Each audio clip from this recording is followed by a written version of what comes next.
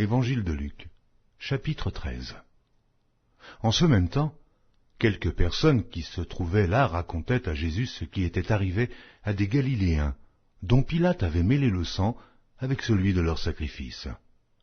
Il leur répondit, « Croyez-vous que ces Galiléens fussent de plus grands pécheurs que tous les autres Galiléens, parce qu'ils ont souffert de la sorte? Non, je vous le dis, mais si vous ne vous repentez, vous périrez tous également. Ou bien ces 18 personnes sur qui est tombée la tour de Siloé et qu'elle a tuées, croyez-vous qu'elles fussent plus coupables que tous les autres habitants de Jérusalem? Non, je vous le dis. Mais si vous ne vous repentez, vous périrez tous également. » Il dit aussi cette parabole. Un homme avait un figuier planté dans sa vigne. Il vint pour y chercher du fruit, et il n'en trouva point. Alors il dit au vigneron, « Voilà 3 ans que je viens chercher du fruit à ce figuier, et je n'en trouve point. Coupe-le. Pourquoi occupe-t-il la terre inutilement ?» Le vigneron lui répondit, « Seigneur, laisse-le encore cette année. Je creuserai tout autour et j'y mettrai du fumier. Peut-être à l'avenir donnera-t-il du fruit, sinon tu le couperas. » Jésus enseignait dans une des synagogues le jour du Shabbat. Et voici, il y avait là une femme possédée d'un esprit qui la rendait infirme depuis 18 ans. Elle était courbée et ne pouvait pas du tout se redresser. Lorsqu'il la vit, Jésus lui adressa la parole et lui dit, « Femme, tu es délivrée de ton infirmité. » Et il lui imposa les mains. À l'instant, elle se redressa et glorifia Dieu. Mais le chef de la synagogue, indigné de ce que Jésus avait opéré cette guérison un jour de Shabbat, dit à la foule, « Il y a 6 jours pour travailler.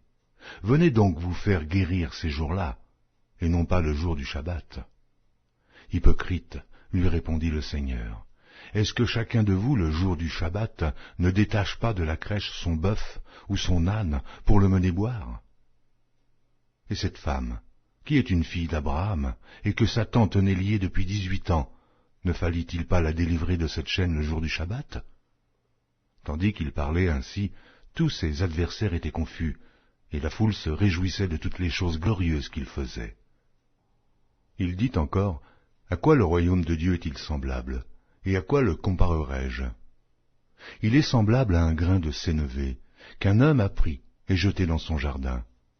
Il pousse, devient un arbre, et les oiseaux du ciel habitent dans ses branches. » Il dit encore, « À quoi comparerai-je le royaume de Dieu?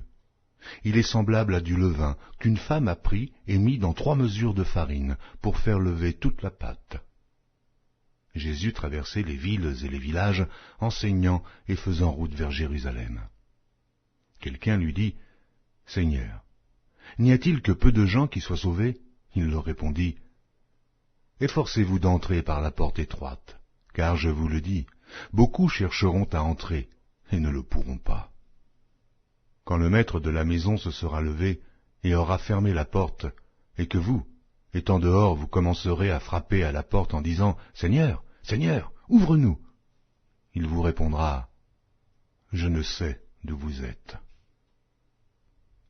Alors vous vous mettrez à dire, « Nous avons mangé et bu devant toi, et tu as enseigné dans nos rues. » Et il répondra, « Je vous le dis, je ne sais d'où vous êtes, retirez-vous de moi, vous tous ouvriers d'iniquité. » C'est là qu'il y aura des pleurs et des grincements de dents, quand vous verrez Abraham, Isaac et Jacob et tous les prophètes dans le royaume de Dieu, et que vous serez jetés dehors.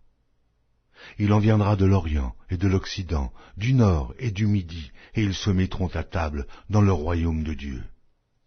Et voici, il y en a des derniers qui seront les premiers, et des premiers qui seront les derniers. » Ce même jour, quelques pharisiens lui dirent, « Va-t'en, pars d'ici, car Hérode veut te tuer. » Il leur répondit, « Allez, et dites à ce renard, voici, je chasse les démons, et je fais des guérisons aujourd'hui et demain, et le 3e jour, j'aurai fini. Mais il faut que je marche aujourd'hui, demain et le jour suivant, car il ne convient pas qu'un prophète périsse hors de Jérusalem.